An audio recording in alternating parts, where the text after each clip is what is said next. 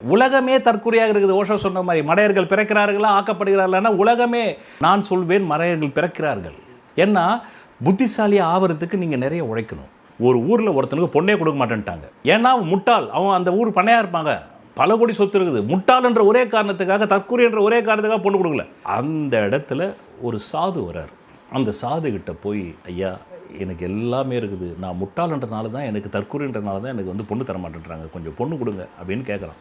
அந்த பொண்ணு எனக்கு வரணும்னா நான் தற்குறி இல்லைன்னு மாறணும், புத்திசாலியாக மாறணும், அதுக்கு எனக்கு ஏதாவது வரம் சொல்லுங்கள், மந்திரம் சொல்லுங்கன்னு. அந்த சாது என்ன பண்ணுறாரு, மகனே கிட்டேவா, உண்மையான புத்திசாலி ஆக வேண்டுமா, அதற்கு நீ நிறைய உழைக்க வேண்டும், இல்லை புத்திசாலியை போல் தெரிந்தால் போதுமானோன்னு. ஐயோ எனக்கு உழைக்கிறதுக்கெல்லாம் சோம்பேறித்தனங்க, நான் உழைக்கவே மாட்டேன், நான் புத்திசாலி மாதிரி தெரிஞ்சால் போதும், உண்மையான புத்திசாலியாக இருக்க வேண்டாம், அப்போ கிட்டவா நான் இந்த மந்திரத்தை சொல்கிறேன் அப்படின்னு அந்த மந்திரத்தை சொல்கிறார்.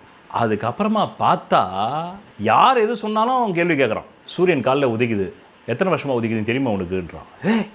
எப்படா புத்திசாலியான நீ, எப்போ முதல் சூரியன் உருவாச்சின்னு தெரியுமா உனக்கு? அது தெரியாமல் சும்மா சூரியன் உதிக்குது சூரியன் உதிப்பா அப்படின்ட்டான். யார் எது கேட்டாலுமே ஏன் ஏன் ஏன் அப்படின்னு கேட்குறான். மழை வருகிறது, ஏன் வருது சொல்லு.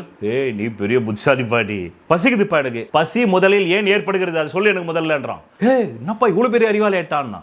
மீண்டும் ஒரு 10 வருஷம் கழிச்சு அந்த சாது அதே கிராமத்துக்கு வராரு. இவனுக்கு கல்யாணமாகி பேரழகான பெண்ணை கொடுத்துட்டாங்க, பக்கத்து வீட்டு கிராமம். அந்த கிராமம் ஃபுல்லாக இவனை புத்திசாலின்ட்டாங்கப்பா. அப்போ அந்த சாது வந்தவுடனே யானை அந்த படையோடு வராங்க.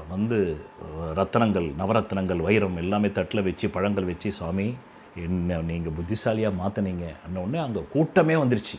என் பிள்ளையும் நீங்கள் தற்கொலையாகிறான், மாற்றுங்க மாற்றுங்க மாற்றுங்க மாற்றுங்க அன்னொடனே, மகனே வேறு வழி இல்லை, என்னை எல்லோரும் கேட்கிறார்கள் சொல்லிவிடுகிறேன், ஒன்றுமே இல்லைங்க, நான் அவனை கூப்பிட்டு அந்த மந்திரன்றது இதுதான், உண்மையான புத்திசாலியானோன்னா நிறைய நூல்களை படிக்கணும், உன்னை நீ அறிய வேண்டும், அதுக்கு நிறைய உழைப்பாகும், அதில் நீ மரணம் கூட வரலாம், பைத்தியமாகலாம், செத்து போகலாம், ஆனால் புத்திசாலி மாதிரி தெரியணும்னா யார் எது சொன்னாலுமே ஏன் எப்படி நிரூபின்னு காட்டு.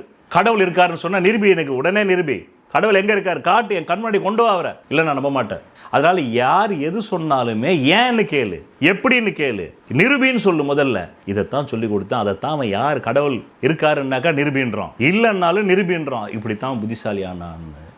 இப்படித்தான் உலக மக்கள் தங்களை தாங்கள் அறிந்தால்தான் புத்திசாலியாக முடியும்.